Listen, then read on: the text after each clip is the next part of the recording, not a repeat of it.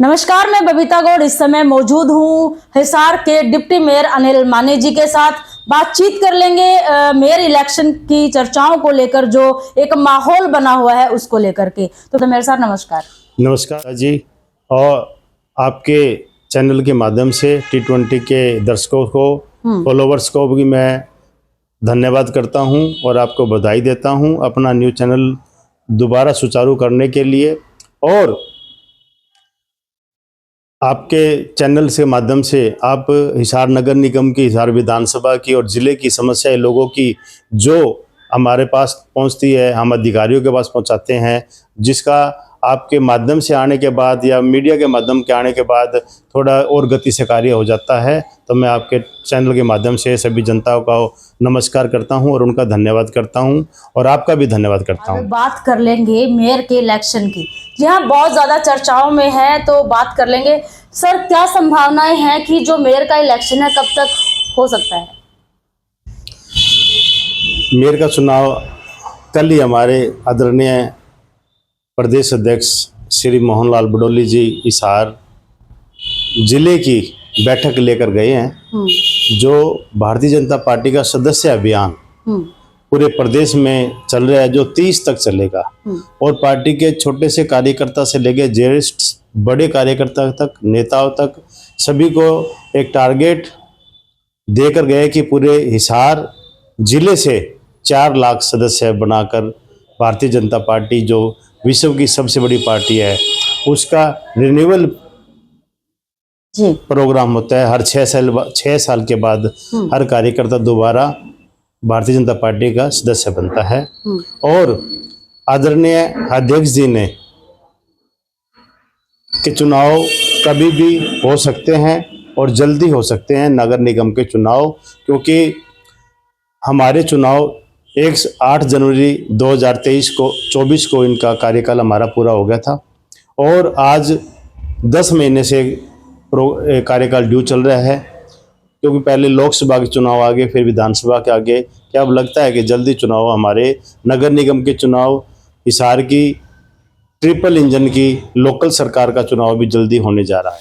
तो कुछ लोगों का कहना है कि आपका कांटा निकल गया, मतलब पूर्व मेयर जो है पार्टी छोड़ चुके हैं, तो ये बात कितनी सच है, उसका कितना बेनिफिट आपको मिलने वाला है? नहीं, ऐसी कोई बात नहीं है। भारतीय जनता पार्टी के अंदर प्रत्येक कार्यकर्ताओं को मौका मिलता है और यही एक पार्टी है। इस पार्टी में छोटा सा छोटा कार्यकर्ता भी निगम पार्षद भी बन सकता है, मेयर भी बन सकता है, मुख्यमंत्री भी बन सकता है और देश का प्रधानमंत्री भी बन सकता है। और कोई भी कार्यकर्ता किसी को भी भारतीय जनता पार्टी चुनाव में मौका दे सकती है, कोई कांटा नहीं है।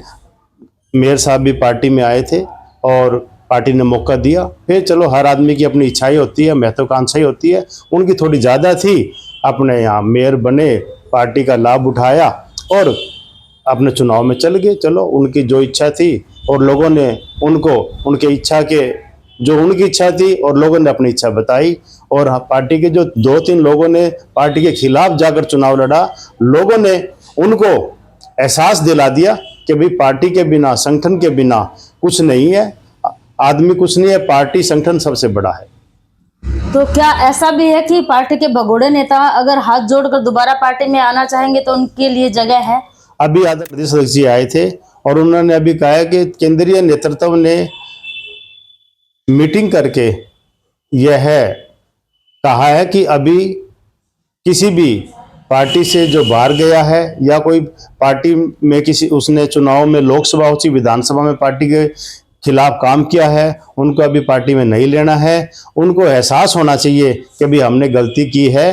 और क्योंकि पार्टी की सरकार बन गई है, पर स्पष्ट बहुमत की सरकार बन गई है, लेकिन टाइम आएगा, प्रदेश का और केंद्र का जो भी फैसला होगा, हमें तो मानने हैं, लेकिन अभी कुछ नहीं कह सकते इस बारे में, क्योंकि पार्टी कोई फैसला लेगी, हम तो पार्टी के साथ। हाँ, ये भी जा रहा है कि जनसंपर्क अभियान वो चलाता है जो शोर नहीं होता। तो आप लोगों से मिल रहे हैं या लोग आपके पास आ रहे हैं, तो किस तरह के रुझान आपको अपने पर? तो भारतीय जनता पार्टी के कार्यकर्ता हैं और जब से 2014 से सरकार बनी है, हम लोगों के बीच हैं और निगम पार्षद भी बना, बड़े भाई भी बड़े पदों पर रहे हैं तो लोगों से जुड़ाव है और ज़मीन से जुड़े हुए हैं। हर आदमी को, एरिया को जानते हैं, पहचानते हैं और लोगों को काम करने की जो हमारी शैली भी पसंद है। हमें लोगों का पता है भी किन लोगों का क्या मिजाज है, तो लोगों का आना भी जाना भी है और हम भी कार्यकर्ता के नाते जो लोग आते हैं समस्या लेकर उनका यथासंभव उनका निवारण करने का काम करते हैं और आगे भी करते रहेंगे। चुनाव लड़ने में आप कितना इंटरेस्टेड हैं? पार्टी में हर आदमी इंटरेस्ट होता है चुनाव लड़ने का। मैंने कहा ये भारतीय जनता पार्टी तो है, यहाँ छोटा से छोटा कार्यकर्ता भी कोई भी उम्मीद लगा सकता है और उसका कोई भी नंबर पड़ सकता है।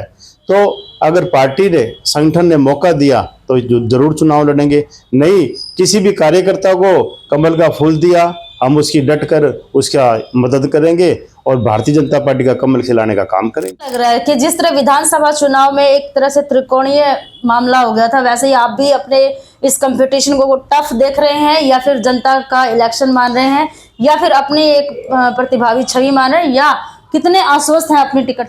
टिकट तो केंद्रीय नेतृत्व, प्रदेश नेतृत्व का कार्य है जी।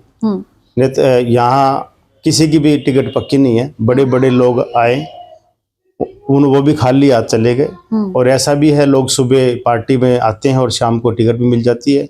ये पार्टी केंद्रीय नेतृत्व का, प्रदेश का फैसला होता है। लेकिन भारतीय जनता पार्टी की स्पष्ट बहुमत की सरकार बन गई और जो कार्य किए सरकार ने, चाहे बिना पर्ची बिना खर्ची हो, ऑनलाइन ट्रांसपोर्ट पॉलिसी हो और हर घर को जल, स्वास्थ्य की और सौंदर्यकरण, लोगों को, किसानों का डायरेक्ट उनके खाते में सहायता आना, लोगों को पेंशन मिल अपने खाते में मिलना, कहीं चक्कर नहीं काटना और काफी सुविधा सरकार ने दी है। इसी के नाम पर भारतीय जनता पार्टी की सरकार, त्रिपुरा की सरकार बनेगी और हर नगर निगमों में, नगर परिषदों में और नगर पालिकाओं में कमल खिलने का प्रदेश की जनता कार्य करेगी। चलिए, फिलहाल बात कर लेते हैं, अगर आपको पार्टी टिकट दे करके उम्मीदवार के तौर पर मेयर के इलेक्शन में उतारती है, तो आप जनता से क्या अपील करेंगे, या फिर अपने आप को आप किस तरह से मजबूत करेंगे, किन मुद्दों को लेकर आप चुनाव लड़ेंगे?